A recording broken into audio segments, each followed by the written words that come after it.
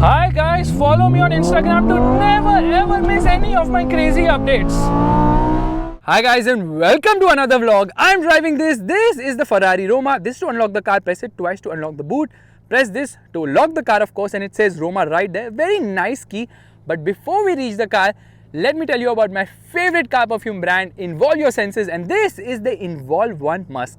It has a nice musky aroma, very easy to regulate, does not leak at all.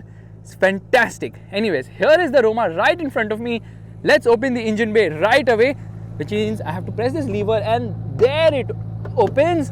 Of course, hydraulic struts.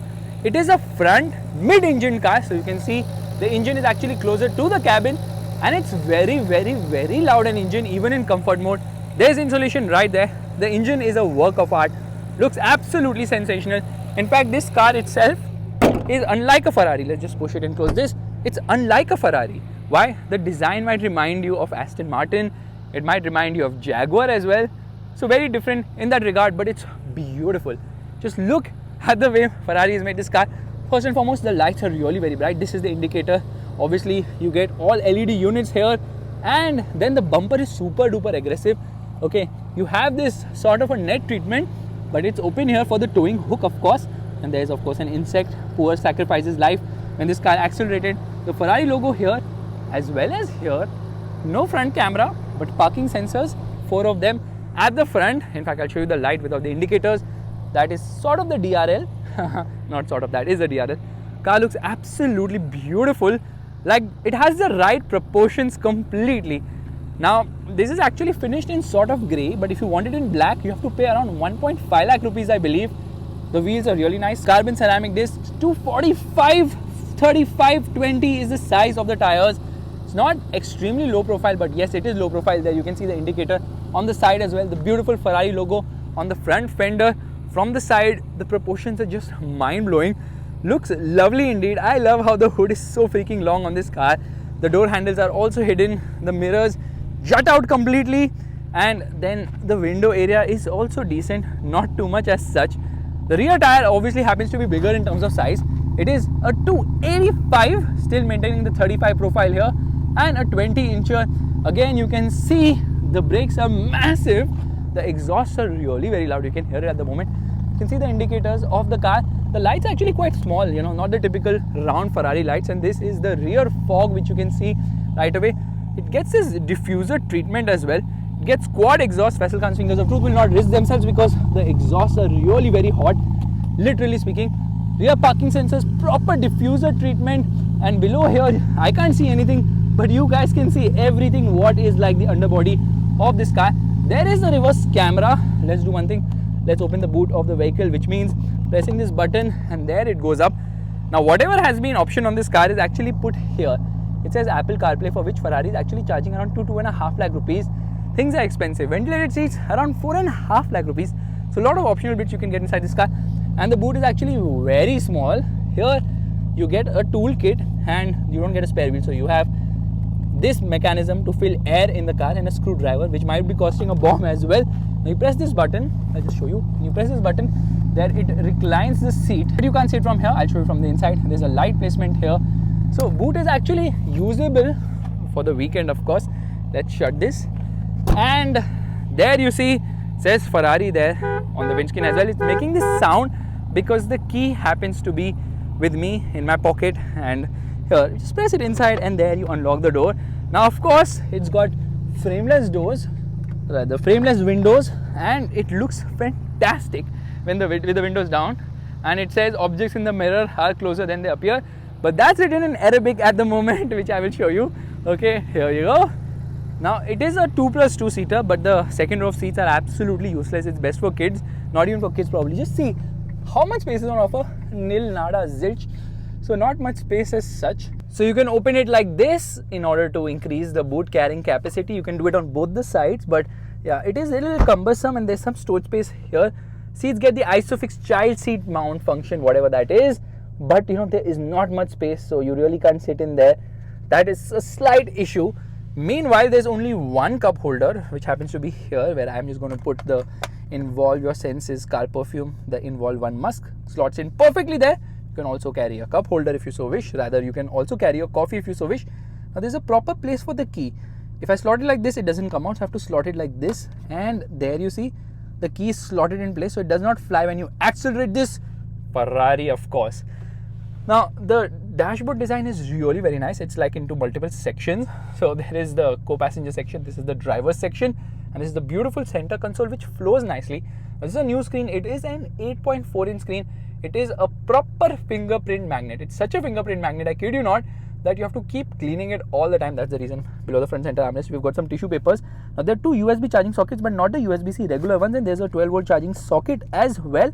There's a light also on the inside, which is actually a nice touch. Meanwhile, there's a smallish pocket which is there on the other side as well. Now this screen is very easy to use actually. It's not as complex as I thought it would be. Here are the air conditioning controls. You can just turn on the air conditioning if you so wish, like that.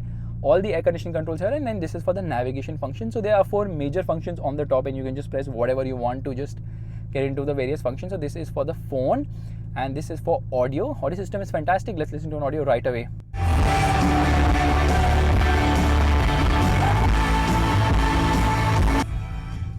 Yeah, it's very slow to respond somehow, but it gets these beautiful speakers which you can see right here. Yeah, JBL professional speakers. In fact, this is to unlock the door. Memory function, 3 people settings you can save, and this is to unlock the boot. There's some storage space here. Nice Alcantara treatment everywhere on the lower half as well. So let me close the door, and in order to open it, you just press this button, and there the door opens. Which brings me to these touch controls. It has got so many of them. Now this is for the outside rear view mirror adjustment along with camera, lights, all those functions. Now everything is sort of a touch treatment here, which is not the easiest to use, to be honest. Now this is for the automatic engagement of the parking brake. This is the parking brake, and you can see there, okay, nice pedals on this car. This is to adjust the steering wheel, which is electric both for reach as well as rake, and this steering wheel is very similar to the SF90. In fact, it gets a nice 16-inch curved screen. That instrument cluster is just so amazing. You obviously get the yellow Ferrari tachometer, and on the left here you obviously get the navigation, lot of functions, lot of information being offered. There's a G-force meter. I can actually browse through this and to get into various other functions. The only thing is now it doesn't activate very fast. It's a little bit slow, but you can get all the information here. You never ever have to get into this screen. In fact, when you get into reverse, which we will do at a moment, it just presses like this, and there is the reverse parking camera along with the parking sensors both for the front and the rear, which actually displays here. Now how do I get out of reverse? I just press both the paddles, and there we are into neutral right away. So that's a nice function here. Let's get into home. So a lot of information being offered. I can just browse through whatever I want from this function. This is known as the human machine interface, something of that sort. These are the drive mode selector known as the Magneto. I don't know how to pronounce it, I'm very sorry, but there are 5 drive modes, and there I can change the drive modes accordingly. This is for the indicator, to turn on the indicator. Now if I press it lightly, it's just going to blink for 3 seconds and then going to shut.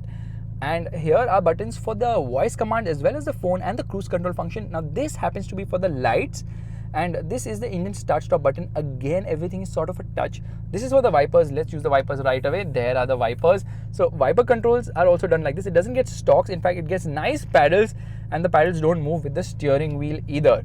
So the dashboard design is really very nice, amazing quality. This is actually for the power window control. So here, if I want to roll down the power window, I have to press this button. Okay, obviously it's a one touch up and down, and they've tried to replicate the gates of a manual transmission. That's the reason it has something like this. Okay, you press reverse, there it blinks like this. You're into reverse. You want to get into automatic, you just click like this, you get into automatic. This is for manual, and this is for launch control. This is the hazard light button. Okay, now it's making some sound, so there we get out of that. The horn is actually nice. Auto dimming inside rear view mirror. A lot of buttons here.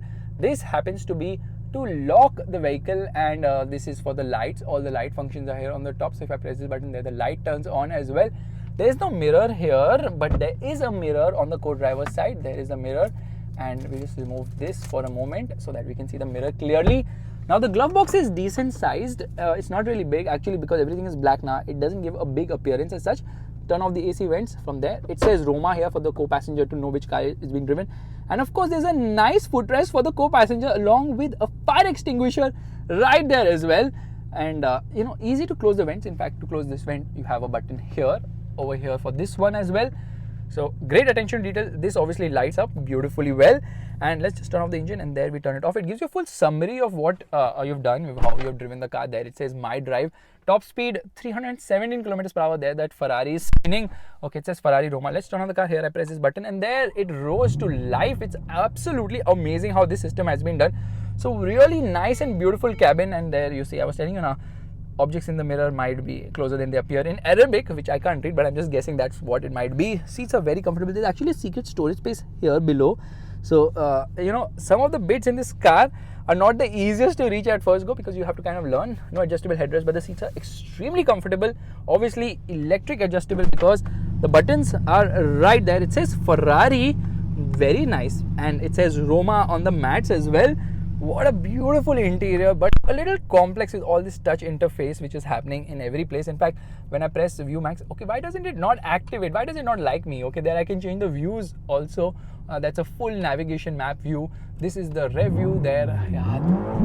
Oh my god, there I was telling you about the light blinking on the steering wheel. That's amazing. So you can browse through everything. It's so easy. It's so driver oriented, but honestly, it's a Ferrari. What matters is how is it to drive. Let's get going. Alright, we are all set to go, which means turning on the car. There, it absolutely rose to life. First things first, we get into first gear. Then what we do is we get into manual mode. We have already in sport mode. We turn off the air conditioning completely. We don't turn off traction control. I'll tell you later why. So air conditioning off completely, and we turn on launch control. It says launch. Left foot on the brake, right foot on the accelerator. Revs to 2,500 RPM, and off we go. Scrambling for traction. Well, that is how it is, unfortunately, because this is a rear-wheel drive vehicle, and obviously it has got a lot of power and torque. Around the corners, you can see it's so sure-footed, and then you get onto the gas. My goodness, 7,500 RPM red line. So this is the Ferrari Roma, which actually shares its engine with the Portofino, even the chassis. So it's an aluminium chassis, which is around, the overall car is around 200 kgs lighter than the Portofino because the Portofino is a hard top, obviously the convertible with increased weight. But here, look at the aggressive downshifts. They've saved 6 kgs of weight with the gearbox alone. How did that happen? Well, the Portofino uses a 7-speed dual clutch. This is a 8-speed dual clutch, which is super fast with shifts. It's actually derived from the SF90 Stradale, the gearbox, and it is lightningly quick. The engine is super duper amazing. Okay, this is a 3.9 liter twin turbo unit, which has got a lot more tech updates. For starters, it's got a sensor on the turbochargers, wherein the sensor is able to read the RPM at which the turbochargers are spinning.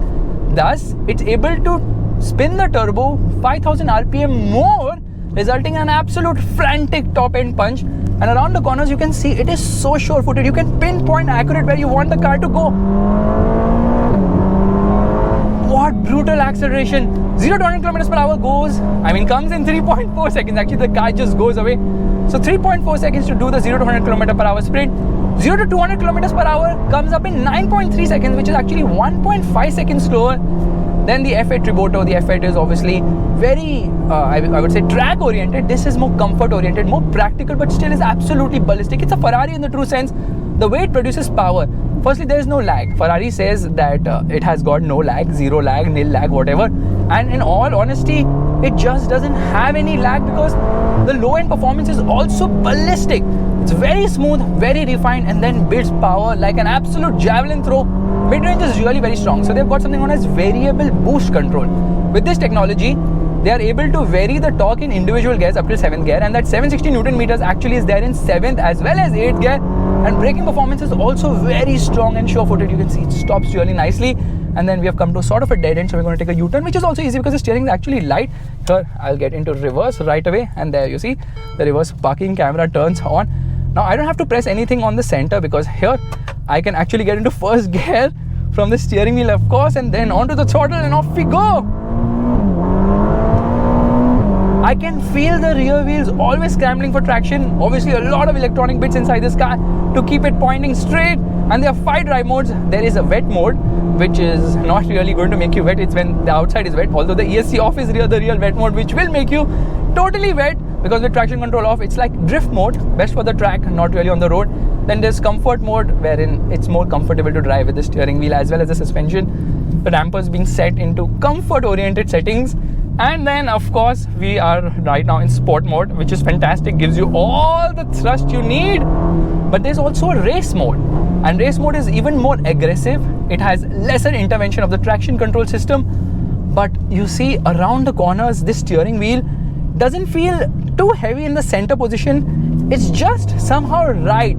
The way it's able to balance around the corners. In terms of body roll, very well contained. I love the way the gearbox operates, and the exhaust is quite loud. It has a rumble, but it is not ballistically loud. Somehow it's too loud in comfort mode. Now in sport mode, what I like is that I can obviously do launch control, which is not available I think in comfort or in lower modes. In race mode, obviously it completely scrambles for traction, something which you should avoid using, because this Ferrari, which is more comfort oriented, sort of feels like it's going out of control. But hey, nothing much to complain about. Downshift. So that 760 Newton meters comes in at 3000 RPM and stays there till 5750 RPM, because the peak of 612 horsepower comes in at 3000. No, it comes at 5750 RPM and stays there till 7500 RPM. And obviously the red line also comes around 7500 RPM. So ballistic performance to say the least. Check this out. Okay, you get a little bit hard on the throttle, and you know that traction control light is absolutely blinking in protesting as such. And then the downshifts are super aggressive. So here we come to a halt. Brakes are making a little bit of noise, and the car turned off itself because it wants to conserve fuel. We'll turn off the stop start system. We are going to get into race mode. Okay, don't try this at home, I'll tell you why. And we turn on launch control active, left foot on the brake, right foot on the accelerator. Check the way the car goes. Okay,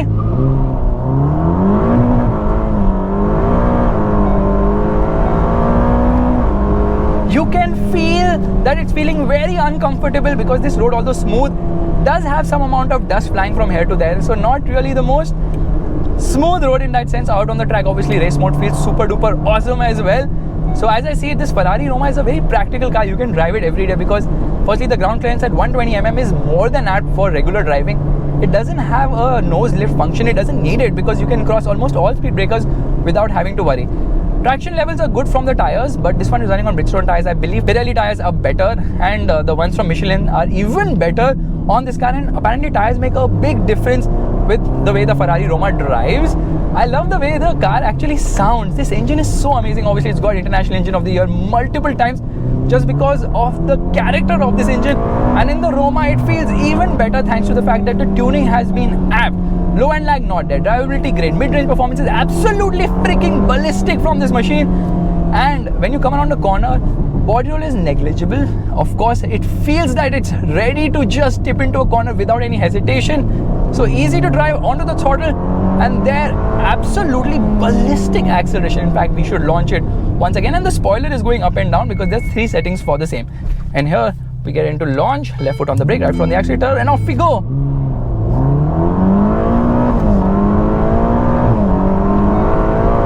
Here is the problem actually. The problem is that even with launch control 9 between, it cuts power because it's just having so much performance. 612 horsepower is no joke, trust me on that. And I love the way that they have actually dialed down the steering in the center position. Earlier Ferraris, or rather the F8 Tributo and the 488, 458, center position were very aggressive. This one not so much. We are in manual mode. So here first gear, 7500 red line. Blink and you miss. That is the level of gear shifts on offer. Stupendous. Top speed 319 kilometers per hour, 199 miles per hour. And the spoiler has 3 settings. One is a low drag, second is a medium downforce, and one is a high downforce, something of that sort. So one works between 0 to 100 kilometers per hour, the low drag one. You can see the spoiler going up and down, and then the others work between 100 to 300 kilometers per hour. In fact, it has got 95 kgs of downforce at the rear when driven at 250 kilometers per hour, and it has got some vortex as well, which kind of stabilizes the car. So a lot of electronic tech, a lot of clever aerodynamic bits to make this Ferrari an absolute ballistic and usable machine. This is not the entry-level Ferrari, that is the Portofino. This sits between the Portofino as well as the F8 Tributo, and this is a front mid engine. The F8 is obviously a rear mid engine car, and the performance difference is obviously there because this is more practical, more usable, more comfortable. The ride is actually surprisingly good. You don't feel much of the bumps around, unless and until obviously go over bad bumps, and there you can feel a lot more. And around the corners you can carry a lot of speed because the body roll is super well contained. You just see, you get onto the gas, downshift, and it is amazing the way this Ferrari's engine revs. It's always on the boil, it's always ready for action, it's always... Listen to the freaking soundtrack, mind-blowing to say the least. What a car, what a steering, and obviously supremely awesome performance as well. my goodness, I never thought the Roma would be so good. When I saw the Roma, I was like, okay, fine, another Ferrari, which, okay, looks good, looks different, something new, something, I was just like in two minds, but it's completely surprised me with the way it performs. Brakes also nice, only thing is they're a little bit noisy, little bit, what do I say? Yeah, squeaky to say the least. And obviously you've got a lot of options which you can opt for, considering this is a Ferrari. You can opt and customize to the moon and back. Launch control active, left foot on the brake, right foot on the accelerator, revving the motor 2500 RPM.